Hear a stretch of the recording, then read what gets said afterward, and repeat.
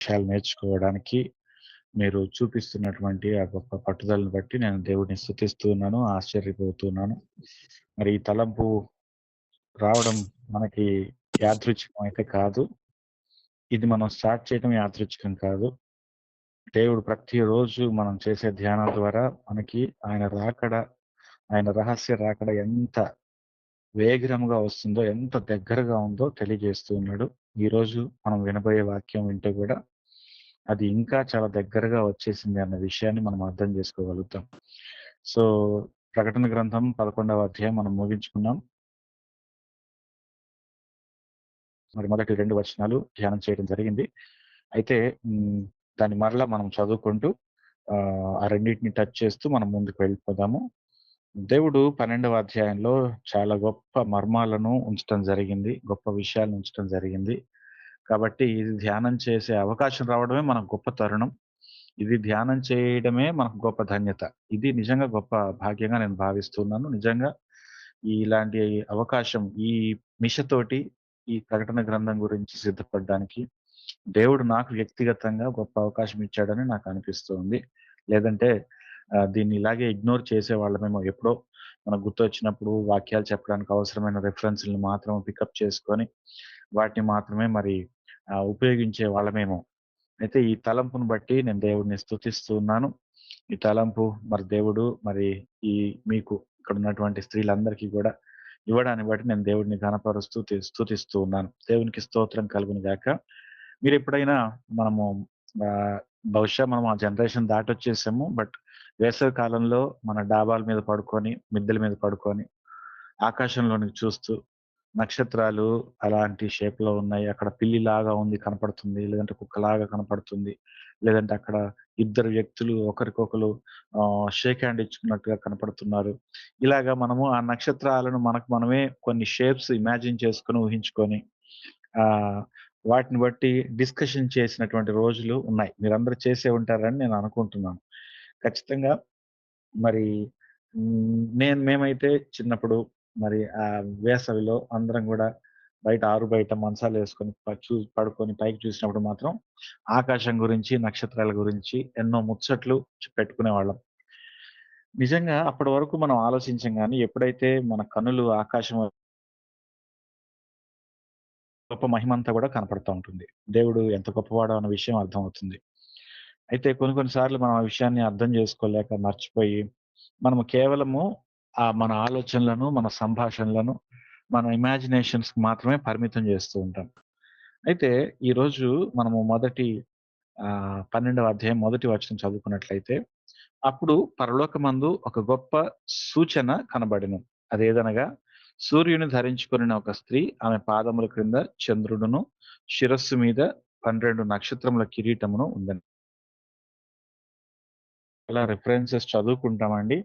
కాబట్టి మన time lapse అవ్వకుండా సేవ్ చేయడానికి మీరందరూ కూడా మరి ఎవరో ఒకళ్ళిద్దరు మాత్రం చాలా అలర్ట్‌గా ఉండి త్వరగా రిఫరెన్స్ తీసి చదవడానికి సిద్ధంగా ఉండండి. సో, అది నేను కోరుతూ ఉన్నాను. కాబట్టి ఆ విధంగా చేయటం ద్వారా మనము ఎక్కువ విషయాలను ధ్యానం చేసుకోవచ్చు. నాకు కూడా చాలా సహాయకరంగా ఉంటుంది. సో, అయితే ఇప్పుడు ఈరోజు మనము మొదటి వచనంలో పరలోకమందు ఒక గొప్ప సూచన కనబడెను అని వ్రాయబడి ఉంది. సో, ఆ సూచనలో ఏం కనపడుతుందంటే, ఒక స్త్రీ కనపడుతుంది. ఆమె పాదముల కింద చంద్రుడు, శిరస్సు మీద 12 నక్షత్రముల కిరీటం ఉండెను. సో, ఇది పిక్చర్ చూడగానే మనకి చాలా వింతగా అనిపిస్తుంది. ఒక స్త్రీ ఉండడం ఏంటి? ఆ స్త్రీ కాళ్ళ దగ్గరేమో చంద్రుడు ఉండడం ఏంటి? మరి సూర్యుడిని ధరించుకున్నటువంటి ఆ స్త్రీ, మరి నెక్స్ట్ ఆమెకు కిరీటం గూడా ఉంది. శిరస్సు మీద 12 నక్షత్రముల కిరీటం ఉండెను. మళ్ళీ సూర్యుడిని ధరించుకుందట. సూర్యుడినెక్కడ ధరించుకుంది? శిరస్సు మీద 12 నక్షత్రాల కిరీటం ఎక్కడుంది? ఇవి మనం ఆలోచిస్తే ఇది మన ఊహకు అందనటువంటిది. ముఖ్యంగా ఇది చదివేటప్పుడు ముందు ఒక డిస్క్లైమర్ ఇచ్చారు. సూచన, గొప్ప సూచన అని చెప్పడం జరిగింది. సూచన అంటే ఏంటంటే సైన్ అని అర్థం. సూచన అంటే ఏంటంటేనండి సంకేతం అని అర్థం. సూచన అంటే ఒరిజినల్‌గా జ ఇ ఇప్పుడు ఇప్పుడు జరిగిందే ఫైనల్ కాదు. ఇలాంటిది జరిగన్నా ఉండాలి, జరగబోనైనా ఉండాలి. అది దానర్థం. సూచన అంటే అదర్థం. అంటే ఒకటి జరుగుతుందని చెప్పడానికి ఒక సంకేతం అన్నమాట. సేమ్ ఇలాంటిదే జరుగుతుంది. అంటే అచ్చు అలాంటిది కాదు. దాన్ని పోలినటువంటి ఒక సంఘటన జరుగుతుంది అని చెప్పడానికి సూచన అనేది జరుగుతుంది. అదే విధంగా ఆహ్, ఈ సూచన దేనికి అంటే, ఇలాంటి సంఘటన ఇదివరకు జరిగింది. దాన్ని మీరు గుర్తించాలి అని చెప్పటానికి గూడా ఒక సూచన ఇవ్వబడుతుంది. సూచన ఏంటంటే, ఒక ఇన్సిడెంట్ ఒక జరిగిన గాని, జరగబోయేటటువంటి ఇన్సిడెంట్‌ని గాని సూచించడానికి మనకి దేవుడిచ్చేటటువంటి ఒక సంకేతం. అది ఎలాంటి రూపంలోనైనా ఉండొచ్చు. యూజువల్‌గా ఈ సూచనకు దేవుడు వేటిని ఉపయోగిస్తాడంటే ఆకాశాన్ని, ఆకాశంలో ఉన్న నక్షత్రాలను, సూర్యచంద్రులను దేవుడు సూచనల కొరకు ఉపయోగిస్తాడు. అంటే పరలోకపు విషయాలను మనకు చెప్పడానికి గాని, లేదంటే తన చిత్తాన్ని మనకు తెలియజేయడానికి గాని, భవిష్యత్తును మనకు తెలియచేయటానికి గాని, అంటే ఆయన ఏం చేయబోతున్నాడో వాటన్నిటిని గూడా ఆకాశంలో రాసి పెట్టాడు అని మనం చెప్పొచ్చు. నిజంగా చెప్పాలంటే ఆకాశంలో ఆయన he has already drafted what he is going to do. అది దేవుని యొక్క గొప్ప విషయం. అందుకనే బైబిల్ గ్రంథంలో గూడా మనం చూసినట్లయితే ఆకాశములు, మరి అంతరిక్షములు నీ చేతి పనిని ప్రచురించుచున్నవి అని మనం చూస్తాం. ఆకాశములు చూసినప్పుడు, అంతరిక్షాలు చూసినప్పుడు ఆయన చేతి పనిని అవి ఆయన చేతి పని ఎంత గొప్పదో మనకు తెలియజేస్తున్నట్లుగా మనం చూస్తాం. ఇంకా బైబిల్‌లో గూడా కొన్ని కలలొచ్చినప్పుడు గూడా కలల్లో దేవుడు ఇన్వాల్వ్ చేసినట్లుగా చూస్తున్నాం. అంటే అది యోసేపుకి ముందు జరగబోయే విషయాన్ని తెలియజేయటం కొరకు యోసేపుకి వచ్చిన కలలో గూడా మరి ఆహ్, నక్షత్రాలు 12 నక్షత్రాలు ఆయన ముందు 11 నక్షత్రాలు ఆయన ముందు మోకరించి ఉండటము. అదేవిధంగా ఈసారి సూర్యచంద్రులు గూడా ఆయన ముందు సాష్టాంగ పడటము. ఇవన్నీ గూడా కలలో చూస్తాడు. ఆ కలలో చూసినటువంటి దాని భావము, ఆ తర్వాత రియాలిటీలోకొచ్చేసరికి నిజంగానే ఆ 12 మంది అన్నదమ్ములు వీళ్ళందరూ గూడా ఆ 11 మంది ఇతనితో పాటు 12 గాబట్టి 11 మంది గూడా మరి ఈయన దగ్గరకొచ్చి సాష్టాంగ పడటం. ఆఖరికి తన తండ్రి గురించి గూడా "నీ దాసుడైన మా తండ్రి ఇంకనూ బ్రతికే ఉన్నాడని" ఏ అన్నలైతే తండ్రి గూడా సాగిల పడతాడు, సాష్టాంగ పడతాడని చెప్పినందుకు తమ్ముడి మీద పగబట్టి చంపేశారో, అదే అన్నలు అదే తండ్రిని "నీ దాసుడైన మా తండ్రి" అని ప్రస్తావిస్తా ఉంటారు. ఇదంతా స్టోరీ మీకు తెలిసిందే జోసెఫ్ గురించి. జోసెఫ్ ఈజిప్ట్‌లో ఏ విధంగా పెద్ద గొప్ప అధికారి అయ్యి, మరి ఆపత్కాలంలో ఈ ఇశ్రాయేలీయులందరిని ఆదుకున్నాడు. అంటే తన అన్నదమ్ములందరిని ఆదుకున్నాడు. తన కుటుంబాన్ని ఆదుకున్నాడు అన్నది మనకు తెలుసు. సో, ఇదెందుకు ఎగ్జాంప్లిఫై చేస్తున్నానంటే, సూచనలను తెలియజేయడానికి అంటే జరగబోయే వాటిని తెలియజేయడానికి దేవుడు ఆకాశంలో ఉన్నటువంటి కొన్ని సంగతులను ఆయన ఉపయోగించుకోవడం అనేది ఆయనకి కద్దు, అలవాటు. అందులో భాగంగానే యోసేపుకి గూడా ఆకాశానికి సంబంధించినటువంటి ఒక సూచన చూపించడం ద్వారా భవిష్యత్తులో ఏం జరుగుతుందో తెలియజేశాడు. అంతేకాకుండా బైబిల్‌లో గూడా ఆదికాండము గ్రంథము రెడీగా ఉండండి. ఆదికాండము గ్రంథము మొదటి అధ్యాయము 14 వచనము దయచేసి ఎవరైనా తీసి చదివినట్లయితే అందులో గూడా ఒక మాట వ్రాయబడి ఉంది.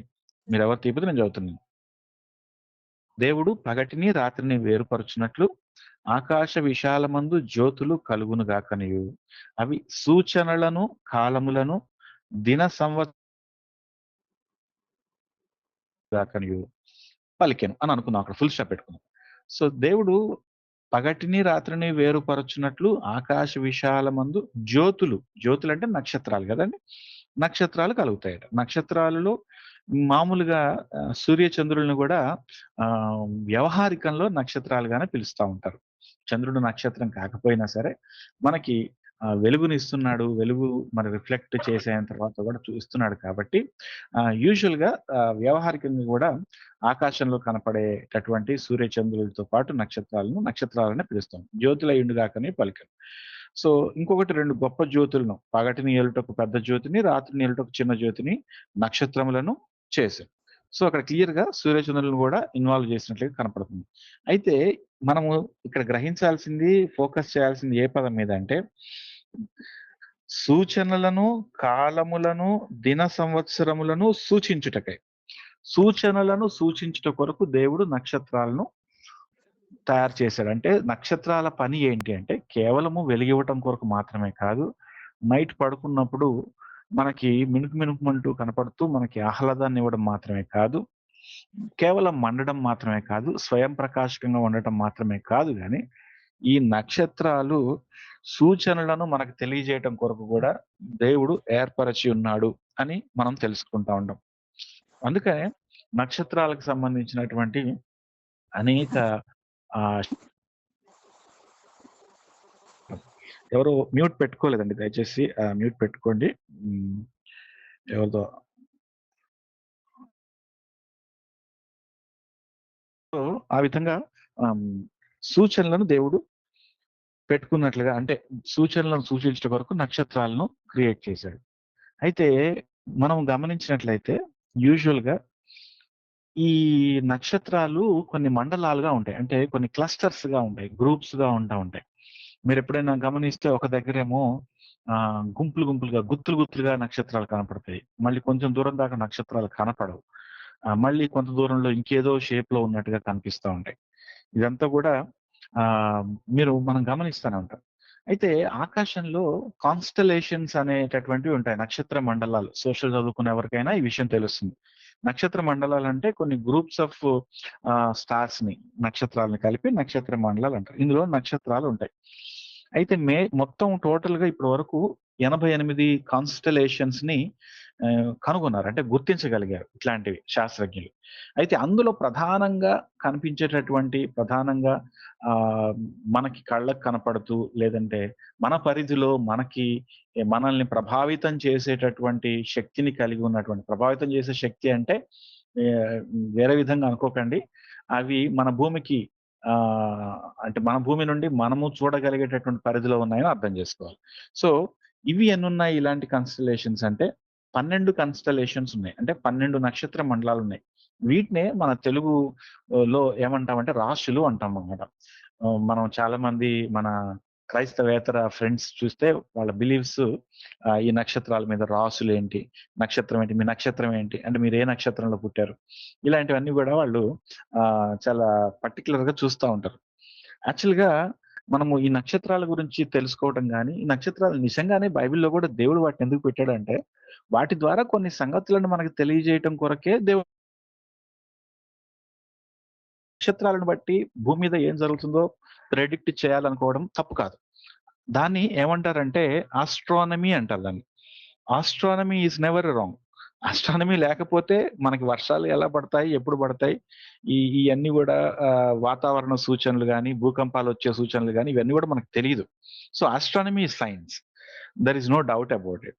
కానీ ఆస్ట్రాలజీ అనేది మాత్రం బిబ్లికల్ కాదు. ఆస్ట్రాలజీ అంటే ఏంటంటే, మన స్వంత ప్రయోజనం కొరకు భూమిపై గాని జరిగే మార్పులను ఒక వ్యక్తికి ఆపాదించి, ఆ వ్యక్తికిని భయభ్రాంతుల్ని చేయటం ద్వారా, లేదంటే సంతోషానికి గురి చేయటం ద్వారా, ఒక లాభాన్ని ఆశించటం కొరకు మరి కనిపెట్టిందే లేదంటే ప్రస్తుతం వాడుకలో ఉన్నదే ఆస్ట్రాలజీ. దీన్నే తెలుగులో జ్యోతిష్యం అంటారనమాట. సో, రకరకాల జ్యోతిష్యం ఉంది ఆస్ట్రాలజీలో. జ్యోతిష్యాన్ని బైబిల్ సపోర్ట్ చేయదు. కానీ ఆస్ట్రానమీని మాత్రం బైబిల్ సపోర్ట్ జేస్తుంది. ఆస్ట్రానమీకి, ఆస్ట్రాలజీకి తేడా మనం చాలా సునిశితంగా అర్థం జేసుకోవాలి. అంటే నేనెందుకు జెప్తున్నానంటే, we have something names of the stars are with the constellations. ఈ కన్‌స్టెల్లేషన్స్‌కి సంబంధించి గాని మనకి బైబిల్‌లో దేవుడు అనేక సార్లు ఆయన ప్రస్తావించినట్లుగా మనం జూస్తున్నాం. మన తెలుగులో గూడా 27 నక్షత్రాలున్నాయి. మీకు తెలుసా అండి నక్షత్రాల పేర్లు?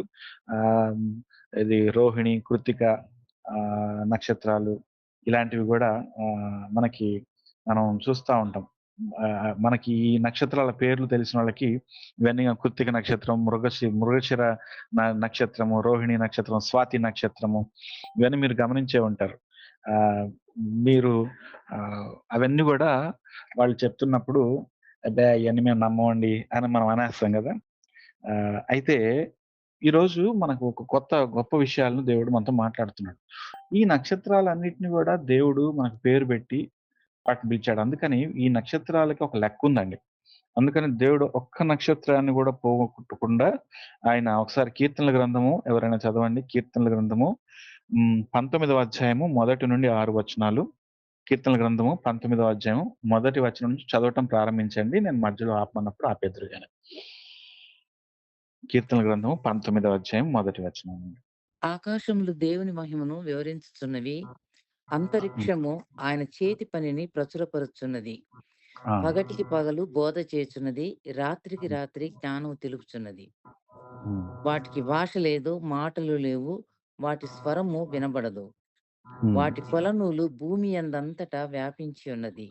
చాలండి. లోక ఇప్పుడు దిగంతం చాలు. మళ్ళీ ఇప్పుడు ఇంకొక రిఫరెన్స్ చదువుకుందాము. యెషయా గ్రంథము 40వ అధ్యాయము 25, 26 వచనం చదువుకుందాం. యెషయా గ్రంథము 40వ అధ్యాయము 25, 26 వచనం చదువుకుందాం.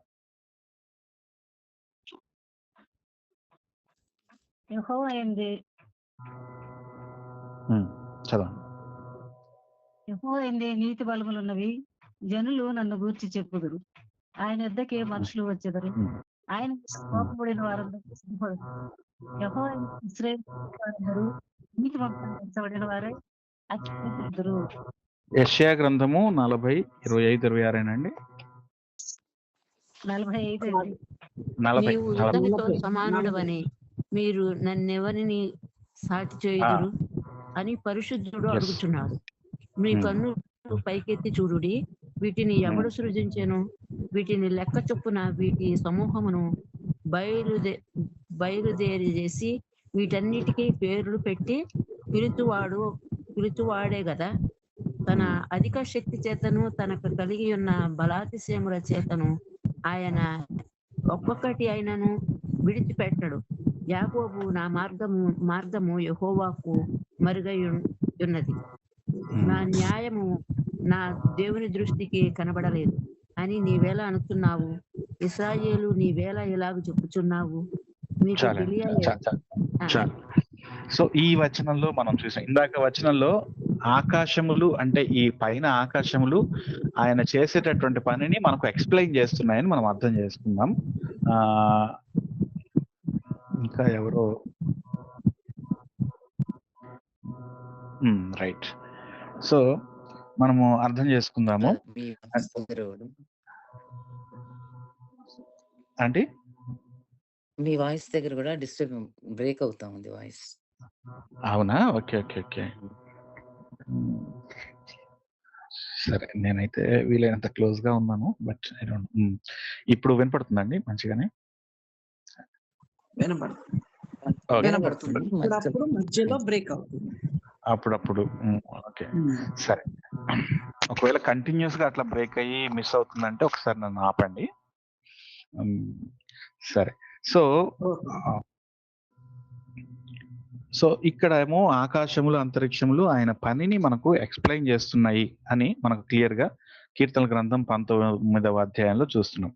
మనం దాన్ని ఎప్పుడు కూడా ఏదో ఒక రూపకంగా చెప్తున్నారేమో అన్నట్టు అనుకుంటాం, కానీ నిజంగానే ఆకాశములు ఆయన పనిని మనకు వివరిస్తా ఉన్నాయి. ఎలా వివరిస్తున్నాయో కూడా మనం ఇప్పుడు తెలుసుకోబోతున్నాం. అయితే ఇప్పుడు 40వ అధ్యాయంలో చూసినట్లయితే మీరు కన్నులెత్తి పైకి చూడండి, వీటిని ఎవరు సృజించారు అంటే ఈ ఆకాశంలో ఎవరు సృజించారు, వాటన్నిటిని కూడా లెక్క చొప్పున వీటి సమూహములను బయలుదేరదీసి వీటన్నిటిని పేర్లు పెట్టి పిలుచువాడే కదా.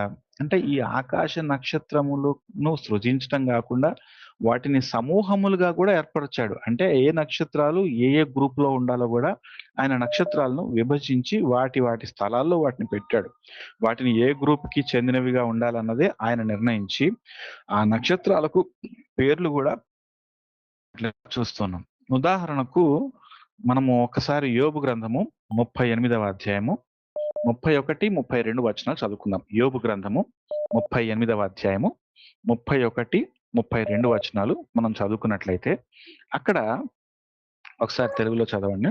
21, 22 ఉన్నాయి. 31 లేదా? ఒక్క నిమిషం, నేను వస్తున్నాను. యోబు గ్రంథం కదా 38. ధూళి బురద అయి పారునట్లును మంటి పిల్లలు ఒకదానితో ఒకటి అంటుకున్నట్లును ఆకాశపు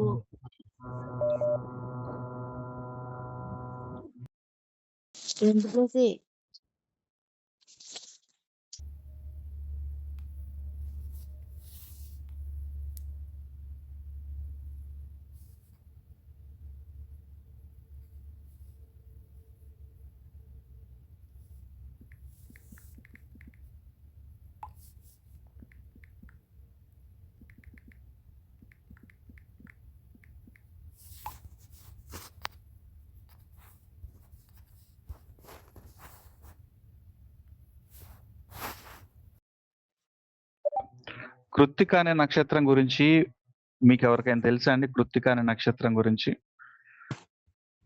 విన్నారా మీరు ఎప్పుడైనా ఈ పేరు? నేను ఇందాక కూడా మెన్షన్ చేశాను కృత్తిక అనే నక్షత్రం గురించి. ఇదైతే విన్నామండి. సరే. అయితే ఇవి మనం తెలుగులో యూజువల్ గా మనం చూస్తా ఉంటాం. అంటే తెలుగులో విని ఇవన్నీ ఎందుకురా బాబు అని అనుకుంటా ఉంటాము. అయితే ఈ పేర్లు బైబిల్‌లో కూడా ఉన్నాయి. అంటే బైబిల్‌లో ఉన్నాయంటే తెలుగులో మనం వీటిని కృత్తిక, రోహిణి, మృగశిర, ఆరుద్ర అని పిలుస్తాం కాబట్టి బైబిల్‌లో కూడా అవే పేర్లతోటి మెన్షన్ చేయడం జరిగింది. యాక్చువల్‌గా వీటిని ఇంగ్లీష్ బైబిల్‌లో చూస్తే వీటికి వేరే పేర్లున్నాయి. అంటే ఇవన్నీ కూడా ఈ నక్షత్రాలు అనేవి కూడా చాలా మన ఏంటంటేనండి, బైబిల్‌లో నక్షత్రాలకు కూడా ఒక లెక్కుంది. దేవుడు పర్పస్‌ఫుల్ గానే దీన్ని పెట్టినట్లుగా మనము చూస్తూ ఉన్నాం. మీకు అది పంపించాను చూడండి ఒకసారి. గ్రూప్‌లో నేను పోస్ట్ చేశాను. మీరు అది చూసుకోండి. సో స్వాతి అనే నక్షత్రం గురించి, సప్తర్షి నక్షత్రం గురించి ఉంది. సప్తర్షి ఎగ్జాంపుల్‌కి తీసుకున్నట్లయితే, సప్తర్షి అనే నక్షత్రాన్ని తీసుకున్నట్లయితే దాన్ని ఇంగ్లీష్‌లో ఉర్సా మేజర్ అని అంటాం అనమాట. ఇంగ్లీష్‌లో ఉర్సా మేజర్. దాన్ని గ్రేట్ బేర్ అని కూడా పిలుస్తారు. గ్రేట్ బేర్ అనేటటువంటి నక్షత్రంగా కూడా దీన్ని పిలుస్తారు. ఎందుకు దీన్ని గ్రేట్ బేర్ అంటారంటే, ఇక్కడ నక్షత్రాలన్నీ కూడా ఒక ఆకారంలో ఉండి, అంటే ఆ నక్షత్రాలన్నిటిని మనం కలిపినప్పుడు, అంటే జత చేసినప్పుడు, మీరు చిన్నప్పుడు చుక్కల పజిల్స్ మీరు చూసే ఉంటారు. ఈనాడులో, సాక్షిలో వస్తూ ఉంటాయి. ఇప్పటికి కూడా కొంతమందికి ఇంట్రెస్ట్ అయ్యి కలిపి వాటిని మనం చూస్తూ ఉంటాం. ఇప్పుడు చూడండి, ఒకసారి గ్రూప్ లో పోస్ట్ చేశాను ఒక పిక్చర్. ఇది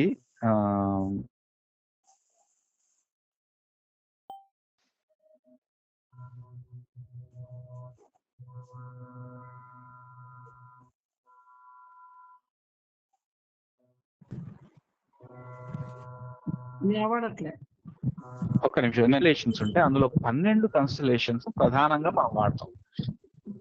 ఇంకా ఎవరు అన్మ్యూట్ చేయలేదండి?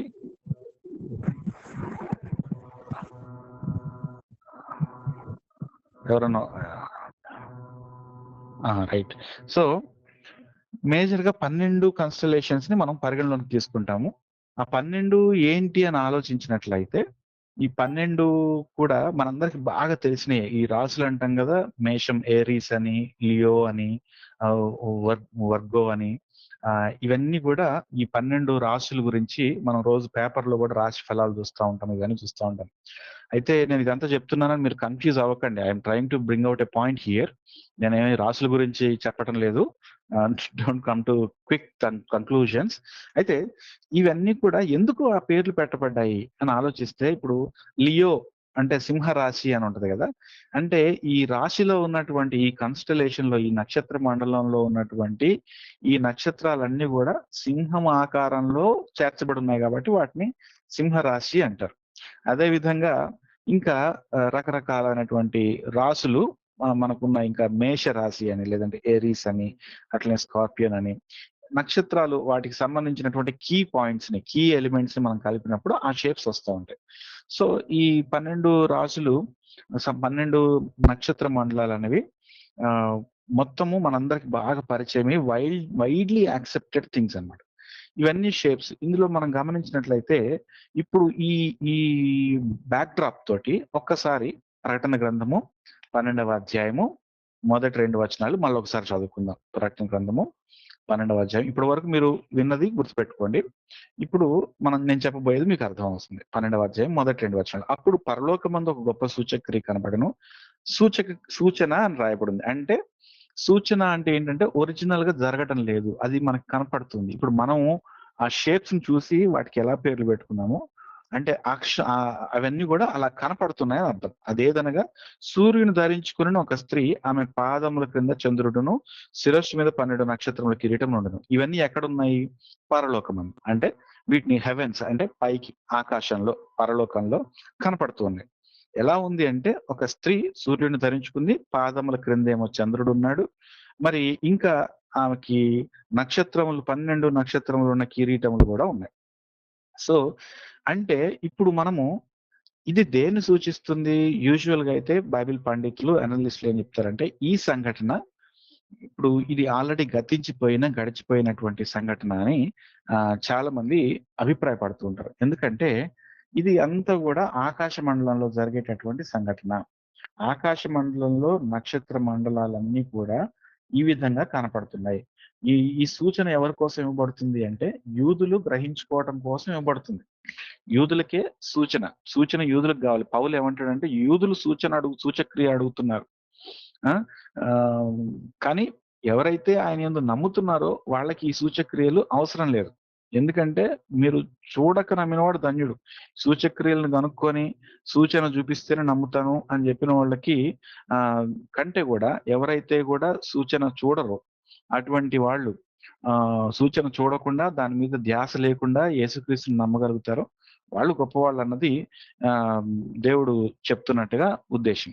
అందుకనే కొంతమంది శిష్యులు కూడా మత్తయి సువార్తలో ఆయన దగ్గరకొచ్చి నేను మాకు సూచక్రియ కనపరచవా అని అడిగినప్పుడు అప్పుడు ఆయన ఏమన్నాడంటే నేను యోనా విషయంలోని సూచక క్రియ తప్పితే మరేది కూడా వారికి అనుగ్రహించబడదు. యోనాని చూసి నమ్మాల్సిందే అని చెప్తాడు. యేసుక్రీస్తు ప్రభువుల వారు వేడుకొని ఇంకొక సూచక్రియ చేయొచ్చు. అసలు సూచక్రియకి అద్భుతానికి తేడా మనం అర్థం చేసుకోవాలి. సూచక క్రియ ఏంటంటే ఛాయారూపంలో జరగబోయేదానికి ముందే చూపించడం అన్నమాట. అంటే ఎగ్జాక్ట్‌లీగా అక్కడ ఉన్నదే యాజ్ ఇట్ ఈస్‌గా జరగాల్సిన అవసరం లేదు. అందుకనే యోనా విషయంలో జరిగిన సూచక క్రియ కాకుండా నేనేది ఇవ్వను. యోనా 3 దినములు 3 రాత్రులు ఏ విధంగా మరి మత్స్యము గర్భములో ఉండెను మనుష్య కుమారుడు కూడా అదే విధంగా 3 దినముల తర్వాత తిరిగి లెగుస్తాడని యేసుక్రీస్తు ప్రభువుల వారు చెప్పిన మాటను కొంతమంది హేతువాదులు కావచ్చు, నాస్తికులు కావచ్చు, క్రైస్తవ వ్యతిరేకులు కావచ్చు పట్టుకొని అదిగో యోనా చేప గర్భంలో ఉన్నాడు. యోనా చచ్చిపోలేదు. యోనా బ్రతికే ఉన్నాడు. చేప గర్భంలో ఉండి ప్రార్థన చేశాడు. మరి యేసుక్రీస్తు చచ్చిపోయాడు కదా! అది యేసుక్రీస్తు శిలువ మరణానికి సూచక క్రియ ఎలా అవుతది అని కొంతమంది ప్రశ్నిస్తా ఉంటారు. అందుకే సూచక క్రియ అంటే మనం అర్థం చేసుకోవాల్సింది ఏంటంటే అక్కడ ఉన్నది యాజ్ ఇట్ ఈస్‌గా జరగదు గానీ అది ఛాయారూపకంగా మనకు తెలియబడుతుంది. దాన్ని మన కొరకు దేవుడు తర్వాత ఒరిజినల్ ఫామ్‌లో జరిగిస్తాడు. సో యోనా సూచక్రియ కొరకు ఉపయోగింపబడ్డాడు కాబట్టి యోనా విషయంలో జరిగింది కొంచెం భిన్నంగా ఉండొచ్చు. కానీ యేసుక్రీస్తుది అసలు. కాబట్టి సూచక క్రియ లేకుండా డైరెక్ట్‌గా యేసుక్రీస్తుని నమ్మగలిగితే చాలా సంతోషం. లేదు సూచక్రియను చూసి కంపేర్ చేసుకొని దీనిలాగానే ఉంది యేసుక్రీస్తు ప్రభువుల వారి మరణం గూడా అని నమ్మితే పర్వాలేదు సంతోషం అప్పటికి గూడా. సూచక్రియను చూసి గూడా నమ్మలేదంటే అది దౌర్భాగ్యం. నమ్మకపోవడం అన్నది వాళ్ళ యొక్క అవివేకం. అందుకనే మీరు వ్యభిచారపు తరముల వారయుండి, వ్యభిచారంతో కూడినటువంటి తరముల వారయుండి, ఇంకా ఎంతకాలం పాటు మీరు సూచక్రియలను అడుగుతా ఉంటారని యేసుక్రీస్తు ప్రభువుల వారిని గద్దించినట్టుగా గూడా మనము చూస్తూ ఉన్నాం. సో బైబిల్ గ్రంథంలో మరి ఈ నక్షత్రాల గురించి ఉన్నాయి. సో ఇప్పుడు ఈ సూచనలో అంటే ఈ నక్షత్ర మండలాలు ఎలా ఫామ్ అయ్యాయంటే సరిగ్గా ఒక స్త్రీ అదే విధంగా గర్భము ధరించినటువంటి ఒక స్త్రీ రూపంలోనికి ఫామ్ అయి ఉన్నాయి. యూజువల్‌గా ఇలాంటి ఈ షేప్‌లో ఉండే నక్షత్ర మండలం ఏదైనా ఉందా అని ఆలోచించినప్పుడు యెస్ ఉంది. ఏముంది తెలుసా అండి? అలాంటి షేప్‌లో ఉండే నక్షత్ర మండలము అది వర్గో అంటారన్నమాట. కన్యా రాశి అంటారు దాన్ని. సో దాన్ని రాశి అని మనం అనుకుంటున్నాం గానీ అది యాక్చువల్‌గా నక్షత్ర మండలం పేరు. So don't be offended. నేను రాశి అనే మాట మాట్లాడుతున్నందుకు మీరు కంగారు పడొద్దు. నా ఉద్దేశ్యం ఏంటంటే ఆ కన్‌స్టెల్లేషన్ పేరు ఉంది కాబట్టి. చూడండి ఇప్పుడు నేను మీకు ఇంకొక పిక్చర్ పంపించాను. ఇయన్నీ కూడా నక్షత్రాల ఆకారాలు ఇవన్నీ గూడా. సో ఈ కన్‌స్టెల్లేషన్ వర్గో అన్నది ఎలా ఉందో మీరు చూడండి ఒకసారి. దీన్ని కరెక్ట్‌గా ఫార్మ్ చేస్తే ఇది ఎలా వస్తదంటేనండి సరిగ్గా ఒక పడుకొని ఉన్నటువంటి స్త్రీ షేప్‌లోనికి వస్తుంది. మీరు ఇంకొక పిక్చర్ కూడా నేను పంపిస్తున్నాను. మీరు చూడండి.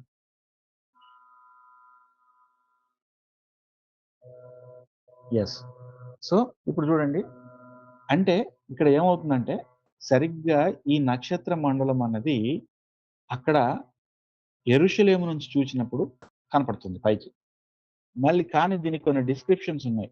దీనికి ఎలాంటి డిస్క్రిప్షన్స్ ఉన్నాయంటే ఇప్పుడు అదొక్కటే కాదు. చంద్రుడు మళ్ళీ సూర్యుడు వీళ్ళు గూడా ఇన్వాల్వ్ అయ్యి ఉన్నారు.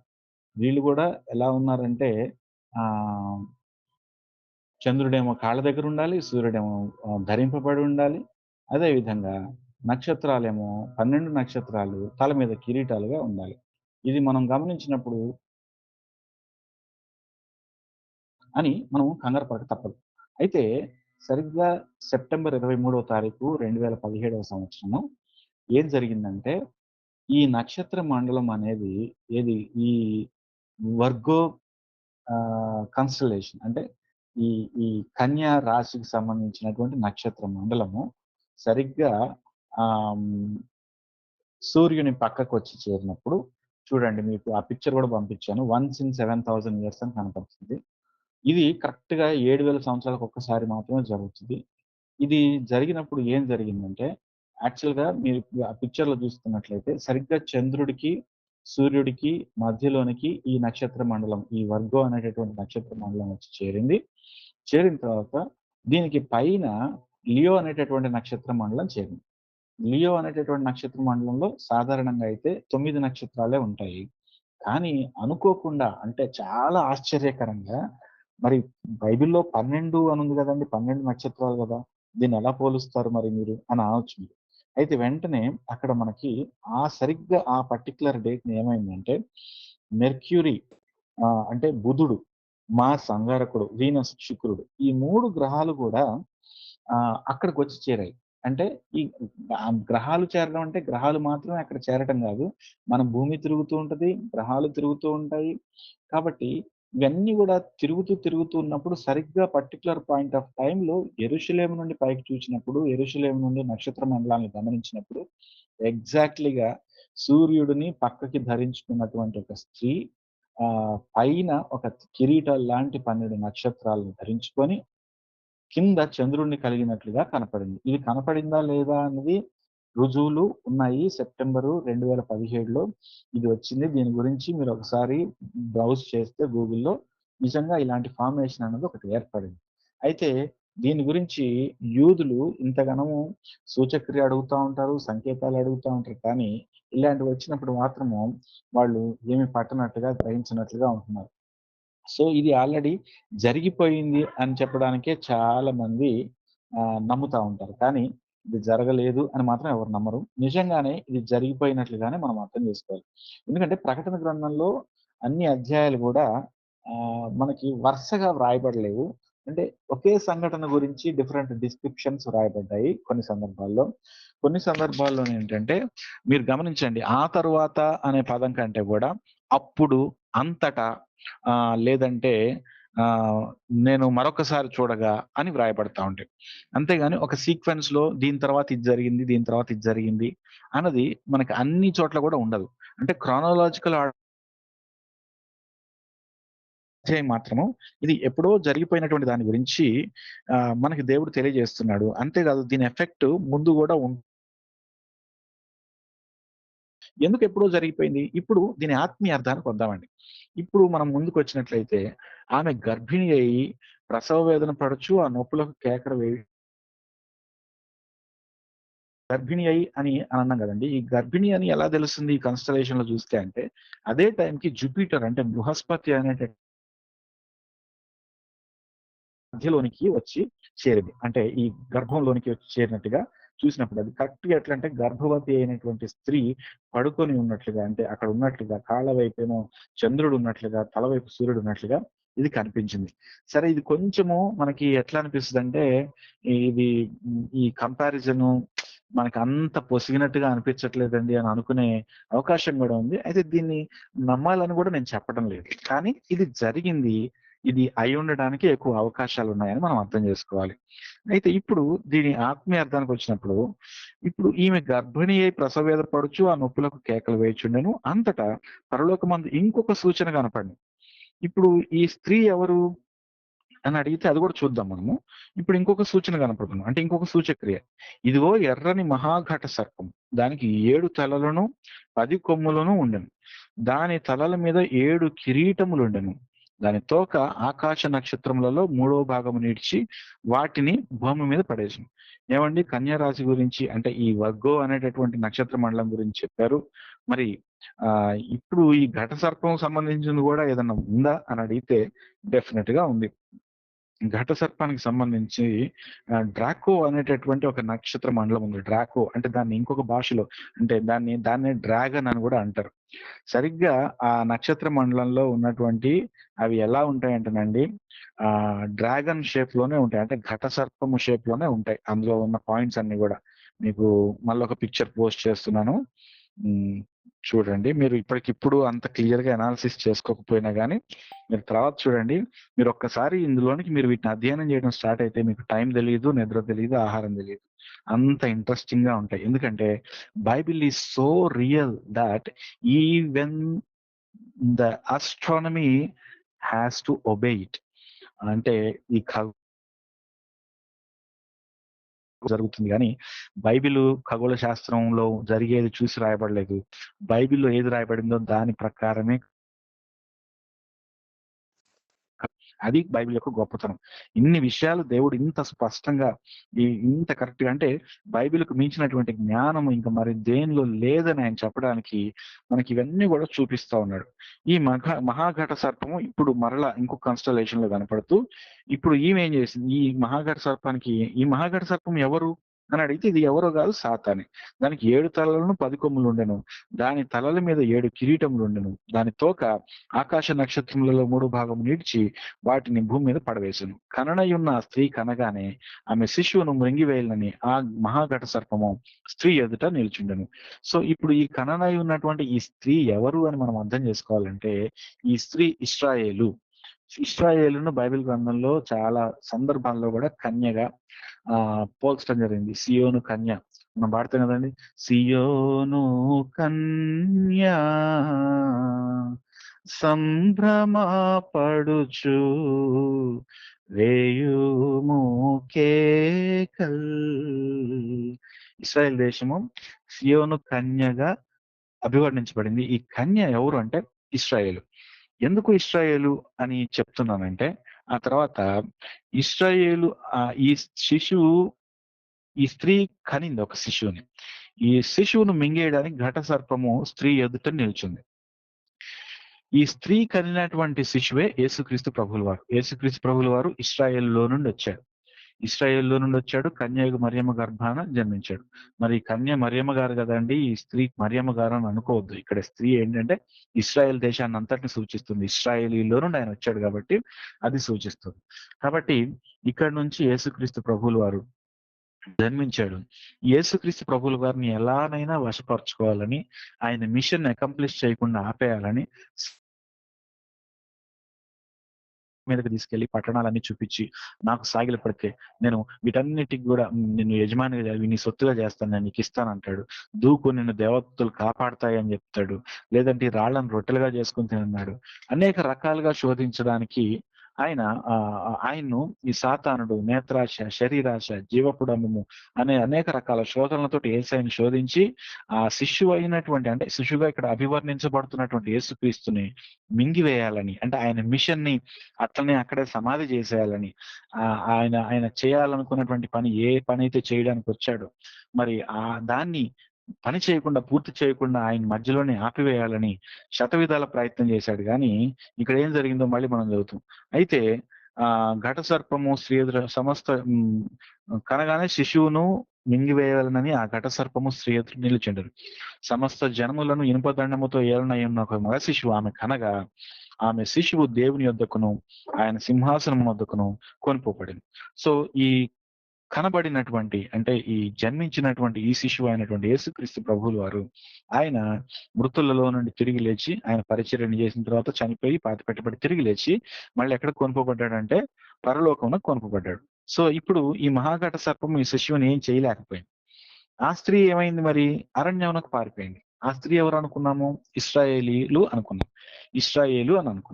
ఇశ్రాయేలీలందరూ కూడా మన ఎప్పటి నుండో వాళ్ళకి సొలొమోను దేవాలయం కట్టించిన తర్వాత నుండి, ఆ తర్వాత బబులోను చెర అయిపోయిన తర్వాత నుండి మరలా గ్రీకులు వచ్చి పరిపాలిస్తారు. గ్రీకుల్ని ఓడించి రోమన్స్ పరిపాలిస్తారు. అంటే వీళ్ళ రాజ్యము వీళ్ళు అక్కడే ఉన్నప్పటికీ సరే వీళ్ళకంటూ రాజ్యాధికారం లేకుండా అయిపోయి ఆఖరి యేసుక్రీస్తు ప్రభువులు వారు చనిపోయిన తర్వాత వీళ్ళకి మహాశ్రమలు వచ్చినప్పుడు ప్రపంచం అంతా చెదిరిపోయారు. ప్రపంచం కొంతమంది చేరారు. సో ఇక్కడ ఈ స్త్రీ ఇప్పుడు వీడికి కోపం వచ్చింది, ఈ మహాఘట సర్పానికి కోపం వచ్చి అబ్బా! ఈ శిశువుని మనం ఇక్కడే నలిపేద్దామని అనుకున్నాను. కానీ ఈ శిశువుని నలిపేయడం కుదరలేదు. ఈ శిశువు తన మిషన్ కంప్లీట్ చేసుకొని పరలోకానికి వెళ్ళిపోయాడు. కనీసం ఈ స్త్రీ మీదైనా నా పగ తీర్చుకుంటాను అనుకోని, ఈ స్త్రీని హింసించాలని అనుకున్నప్పుడు స్త్రీ అరణ్యమునకు పారిపోయెను. అచ్చట వారు 1260 దినములు ఆమెను పోషింపవలెనని దేవుడు ఆమెకు ఒక స్థలము సిద్ధపరిచి ఉండెను. సో మళ్ళీ తర్వాత కూడా ముందుకు మళ్ళీ జరిగినప్పుడు కూడా తర్వాత మనకి ఇక్కడ కూడా ఒక సీక్వెన్స్ మనకు మిస్ అయింది. ఫస్ట్ ఈ స్త్రీని వాడు హింసించడం మొదలు పెడతాడు. హింసించడం మొదలు పెట్టిన తర్వాత చంపేద్దాం అనుకున్నప్పుడు మరలా మనము ముందుకు చదువుకుంటూ వెళ్తే అప్పుడు పారిపోవడం జరిగింది. అయితే ఎప్పుడు పారిపోయింది ఈ స్త్రీ అంటే ఈ ఇశ్రాయేలీలందరూ కూడా మొట్టమొదట ఫస్ట్ 3.5 years లో అంటే ఫస్ట్ 3.5 years లో ఇద్దరు సాక్షులు వచ్చారని మనం చెప్పుకున్నాం. ఎవరండి? మోషే ఎలియాలు వచ్చారు. మోషే ఎలియాలు ప్రకటించడం మొదలు పెట్టారు. అంతేకాకుండా 144,000 మంది ఇశ్రాయేలీలను కూడా దేవుడు అన్ని గోత్రాల నుండి ఎంచుకొని వారు ప్రకటించడం మొదలు పెట్టారు. ప్రపంచాన్ని అంతటిని కూడా ప్రభావితం చేస్తూ ఉన్నారు. ప్రభావితం చేస్తున్న తరుణంలో అంటే వీళ్ళ దేవాలయం నిర్మించబడుతుంది ఇశ్రాయేలీలకి. వారు అక్కడ దేవుడిని ఆరాధించడం మొదలు పెడతారు. ఫస్ట్ 3.5 సంవత్సరాలు వారు దేవుడిని ఆరాధిస్తారు. యెరూషలేం మందిరంలో అంటే పునర్నిర్మించబడినటువంటి మందిరంలో వాళ్ళు యెరూషలేంలో దేవుడిని ఆరాధిస్తారు. బాగానే ఉంది. అది ఎలా పునర్నిర్మించబడుతుంది? ఆ rock of dome of rock ఇవన్నిటి గురించి నేను చెప్పాను. సో నిర్మించబడిన తర్వాత ఫస్ట్ 3.5 years బాగానే ఉంటుంది. ఆ తర్వాత అంత్యక్రీస్తు వచ్చి ఆ హేయమైనటువంటి దాన్ని రూపకంగా ఆ హేయమైనటువంటి వస్తువుగా ఆయన ఏం చేస్తారంటే ఆ కృపా పీఠం మీద మందసం మీద కూర్చోవటం జరుగుతుంది. దాన్ని ఇశ్రాయేలీలు జీర్ణించుకోలేరు. అప్పటి నుండి ఇశ్రాయేలీలకు మహాశ్రమలు ప్రారంభమవుతాయి. అయితే ఈ మహాశ్రమలు ప్రారంభమైనప్పుడు దేవుడు ఏం చేస్తాడంటే ఎవరైతే మరి ఆ సంఘముగా అంటే ఇశ్రాయేలీలుగా వారు దేవుడిని గుర్తించి ఆ అంత్యక్రీస్తు అక్కడ కూర్చోవడాన్ని ఇష్టపడరు, దానికి అది జీర్ణించుకోలేరు, అలాంటి వారందరినీ కూడా దేవుడు 3.5 సంవత్సరాలు అరణ్యంలోనికి కొనిపోయి వాళ్ళని పోషిస్తాడని కూడా మనం ప్రీవియస్ అధ్యాయాల్లో చదువుకున్నాం. సో బైబిల్లో క్లియర్ గా రాబడింది కాలములు అర్ధకాలం. కాలము అంటే 1 సంవత్సరము, కాలములు అంటే కనీసం 2 సంవత్సరాలు, అర్ధకాలం అంటే ½ an year అంటే 3.5 years. 3.5 years ఈ ఇశ్రాయేలు అంటే ఈ స్త్రీని దేవుడు ఏం చేస్తాడంటే పోషిస్తాడు. అందుకనే ఆ స్త్రీ అరణ్యమునకు పారిపోయెను. అచ్చట వారు 1260 దినములు ఆమెను పోషింపవలనని దేవుడు ఆమెకు ఒక స్థలమును సిద్ధపరిచి ఉండెను. ఏ విధంగానైతే ఇశ్రాయేలీలను పోషించాడు, ఆ తర్వాత ఇప్పుడు ఇక్కడ ఇశ్రాయేలీలను మరలా కూడా పోషించడానికి ఆయన సిద్ధంగా ఉన్నాడు. మీరు ఎప్పుడైనా గమనించండి, అన్ని కూడా ఇక్కడ మరొక ఫామ్ లో జరుగుతూ ఉంటాయి. అందుకనే పాత నిబంధనని దేవుడు ఛాయా రూపం అన్నాడు. అంటే జరగబో వాటికి ఛాయగా నేను పాత నిబంధనను ఏర్పరిచి ఉన్నాను అంటాడు. పాత నిబంధనలో గొర్రె పిల్లలను కోడెలను బలిగా అర్పిస్తే, కొత్త నిబంధనలో యేసుక్రీస్తు ప్రభువుల వారే తానే బలిగా అర్పించబడ్డాడు. పాత నిబంధనలో మోషే చనిపోయిన తర్వాత పాతిపెట్టబడి దేవదూత వచ్చి ఆయన తీసుకెళ్లి ఆయన్ని పరలోకానికి కొనిపోయింది. అదే మోషే తర్వాత యేసుక్రీస్తు ప్రభువుల వారి లోకంలో ఉన్నప్పుడు తిరిగి మళ్ళీ ప్రత్యక్షం అవుతాడు, కనపడ్డాడు. యేసుక్రీస్తు ప్రభువుల వారు ఈ భూమి మీద బ్రతికినప్పుడు ఆయన కూడా చనిపోయాడు, పాతిపెట్టబడ్డాడు. దేవుడు ఆయన మృతుల్లో నుండి 3వ దినాన తిరిగి లేపాడు. అంతేకాకుండా అరణ్యంలో దేవుడు వాళ్ళకి ఆహారాన్ని పెట్టాడు. అదేవిధంగా యేసుక్రీస్తు కూడా ఒకసారి 5,000 మంది పురుషులకు, ఒకసారి 7,000 మందికి ఇలాగా కొన్ని సందర్భాల్లో ఆహారం పెట్టినట్లుగా చూస్తున్నాం. అంటే బైబిల్లో అక్కడ జరిగినటువంటివన్నీ కూడా పాత నిబంధనలు జరిగినవన్నీ కూడా కొత్త నిబంధనలో మరలా వేరే రూపంగా కానీ కొంచెం అదే సిమిలర్ గా కానీ జరుగుతుండడాన్ని చూసి మనం ఆశ్చర్యపోవాలి, దేవుడిని స్తుతించాలి. ఎందుకంటే పాత నిబంధన ఛాయ అన్నాడు, కొత్త నిబంధన రియాలిటీ అంటున్నాడు. ఈ రియాలిటీలో మనకి యేసుక్రీస్తు దొరికాడు, ఆయన నమ్ముకున్నాము, రక్షణ పొందుకున్నాము. సో ఈ రోజు ఈ నక్షత్రాలన్నిటి గురించి కూడా మనం తెలుసుకున్నాము. ఈ నక్షత్రాల గురించి నేను ఎందుకు చెప్పాల్సి వచ్చింది ఏంటంటే ఈ నక్షత్రాలలో నుండి కూడా దేవుడు మరి గుడారాన్ని ఏర్పరచుకున్నాడు. ఇప్పుడు ఒక్కసారి కీర్తనల గ్రంథము 19వ అధ్యాయము 1 నుండి 6 వచనాలు మళ్ళీ ఒకసారి తీసి చదువుకుందాము. కీర్తనల గ్రంథము 19వ అధ్యాయము ఇందాక 1వ వచనం చదువుకున్నాం కాబట్టి ఇప్పుడు నేను చదువుతున్నాను, వినండి. సో 4వ వచనం చదువుతున్నాను. వాటి కొలనూలు భూమి అందంతటా వ్యాపించి ఉన్నది, లోక దిగంతముల వరకు వాటి ప్రకటనలు బయలు వెళ్ళుచున్నవి. వాటిలో ఆయన సూర్యునికి గుడారము వేసెను. ఎవరికి వేసాడటండి? సూర్యునికి. వేటి మధ్యలో? పైకి చదువుకుందాం ఒకసారి. రాత్రికి రాత్రి జ్ఞానం తెలుపుచున్నది. వాటికి భాష లేదు, మాటలు లేవు. వాటి స్వరము వినబడదు. వాటి కొలనూలు భూమి అందంతటా వ్యాపించి ఉన్నది. లోక దిగంతముల వరకు వాటి ప్రకటనలు బయలు వెళ్ళుచున్నవి. చూడండి, ఈ ఆకాశాలకి స్వరమే లేదు అనుకుంటాం గానీ, అంత్యకాలంలో మనతో మాట్లాడేది, మనకు సువార్త చెప్పేదంతా కూడా ఈ ఆకాశాలు, భూమే. భూకంపం వచ్చిందంటే దేవుడు మాట్లాడుతున్నాడని అర్థం చేసుకోవాలి. ఆకాశంలో సంకేతాలు, సంజ్ఞలు కనపడుతున్నాయంటే దేవుడు మాట్లాడుతున్నాడని అర్థం చేసుకోవాలి. అయి ఆకాశములు దేవుని కొరకు పనిచేసేటటువంటి కాలం రాబోతుంది. మనము అనేక రకాలుగా ఆకాశంలో సూచనలను చూడబోతున్నాం. వీటి మధ్యలో ఆయన సూర్యునికి గుడారము వేసును. ఈ సూర్యుడెవరు? ఈ నీతి సూర్యుడైనటువంటి యేసుక్రీస్తే. ఈ సూర్యుడు ఏం చేస్తున్నాడంటే అతడు తన అంతఃపురములో నుండి బయలుదేరు పెండ్లి కుమారుని వలె ఉన్నాడు. ఆ అతను పెండ్లి కుమారుడుగా, సూర్యునిగా ఈ లోకంలోనికి వేంచేయనున్నాడు. వేంచేసినప్పుడు ఏమవుద్దంటే ఆయన ఆల్రెడీ ఎంగేజ్ చేసుకున్నటువంటి సంఘమైనటువంటి మనందరం కూడా ఆయనతో కూడా మధ్యాకాశంలో కొనిపోతాము. సో ఈ రిఫరెన్స్ మనం ఎందుకు చదువుకున్నామంటే, అంతరిక్షములు యేసుక్రీస్తు గురించినటువంటి రాకడను వివరించడంలో అంతరిక్షముల పాత్ర, నక్షత్ర మండలాల పాత్ర, గ్రహాల పాత్ర, ఇవన్నీ మనం చాలా ధ్యానం చేస్తే చాలా విషయాలు అర్థం అవుతాయి. ఇంకా ఇందులో చాలా అవన్నీ మనం విన్నప్పుడు మనకు అర్థమయ్యేది ఏంటంటే, రాకడ ఈ క్షణం నుండి ఎప్పుడన్నా రావచ్చు అని మనకు అర్థం అవుతుంది. ఇంకా మనం రేపటి దినాన్ని ధ్యానం చేసుకున్నప్పుడు ఆ విషయాల్ని మనము నెమ్మదిగా ధ్యానం చేసుకుందాము. నేను తొందరపడటం లేదు, ఎందుకంటే నెమ్మదిగా ఒక్కొక్క దాని గురించి వివరంగా ధ్యానం చేసుకుందాము. సో ఈ రోజుకి మనము ఇక్కడితోటి మనం క్లోజ్ చేసుకుందాము. దేవుడు అటువంటి ఆశీర్వాదాన్ని, కృపను మనకు అనుగ్రహించును గాక. ఆమేన్. ఆమేన్. దేవునికి స్తోత్రం కలిగిన గాక. మరి చెప్పబడిన వాక్యమును బట్టి, వాక్యం అందించిన బిడ్డను బట్టి నేను దేవునికి స్తోత్రాలు చెల్లిస్తా ఉన్నాను. మరి ఈరోజు కొంచెం అంటే వాక్యం మనకి విన్న వాళ్ళకి కొంచెం కఠినం అనిపించిందేమో. అంటే ఉన్న దగ్గరే ఉండటం, అంటే ఆ నక్షత్రాలను గురించి, వాటిని గురించి మరి ఎక్కువగా ధ్యానించటం జరిగింది. ఏదేమైనా మరి హిస్టారికల్ గా మనం వింటా ఉన్నాం. మరి ఆ చరిత్ర, మరి అక్కడ ఆకాశంలో జరిగేటటువంటి విషయాలు, ఆకాశంలో ఉన్నటువంటి ఆ నక్షత్రాలను గురించి, సూర్యుని గురించి, చంద్రుని గురించి, మరి వీటన్నిటిని గురించి మనకు చక్కగా వివరించడం జరిగింది. ఇంకా మరి దేవుని చిత్తమైతే సోమవారం మళ్ళీ ప్రకటన గ్రంథాన్ని మనం చెప్పుకుంటాము. మరి ఇందులో ఆత్మీయ సత్యాలను కూడా, మరి నీతి సూర్యుడు అనే ఆఖరిగా మనం విన్నాం. నీతి సూర్యుడైన యేసుని కలిగి ఉండినప్పుడు ఎన్ని మహాశ్రమలను అనుభవించిన వీరు అనేటటువంటి ఒక బిరుదును మనం కలిగినటువంటి వారమై దేవుని నిత్య రాజ్యములో మరి మనం ప్రవేశించగలుగుతాము. కాబట్టి మరి సూర్య చంద్ర నక్షత్రములను గురించి, మరి గర్భము ధరించిన స్త్రీని గురించి, అట్లాగే ఆ ఘట సర్పము మరి చేసేటటువంటి యుద్ధం, ఆఖరికి ఘట సర్పం మరి అది ఓడిపోతుంది. మరి క్రీస్తు జయం మనం చూస్తాం. మన పక్షాన మన ప్రభువు మనతో ఉండి, మరి మనం ఈ లోకంలో ఉండి మరి పడేటటువంటి ఆ కష్టాలను బట్టి, సాతానుడు పెట్టే తొందరలన్నిటి నుండి మనల్ని విడిపించి ఆయన చెంతకు ఆయన పక్షాన మరి మనలను చేర్చుకుంటాడు. కాబట్టి ఈ ప్రకటన గ్రంథం చాలా మరి క్రిటికల్ గా ఉండేటటువంటిది, కష్టతరమైనది. అది అందరూ చెప్పే అంతటిదైతే కాదు. అందుకే నేను కూడా దీన్ని ఎక్కువగా చెప్పలేకపోతున్నాను. మరి బాబు వచ్చేదాకా మనం ఎదురు చూస్తున్నాం. అయినా కూడా నిదానంగా కొంత వాక్యం చెప్పినా మరి నిదానంగా మనకు కొన్ని విషయాలు తెలుసుకుందాం. వీటిని బట్టి మనం ప్రార్థన చేద్దాం. ఇక్కడున్న ప్రతి ఒక్కరిని బట్టి మనం ప్రార్థన చేద్దాం. వాక్యం అందించినటువంటి బిడ్డను బట్టి ప్రార్థన చేద్దాం. 6:30 గంటలకి ఇప్పుడు ఒక ప్రేయర్ కూడా ఉంది. దాని కొరకు కూడా వెళ్ళాలి. దాని కొరకు కూడా మరి ఈరోజు మరి పాల్ ప్రశాంతిదే వాక్యం కూడా. కాబట్టి ఏది ఏమైనా కూడా ఒకరు మనం ప్రార్థన చేసుకోవాలి, హెచ్చరిక చేసుకోవాలి.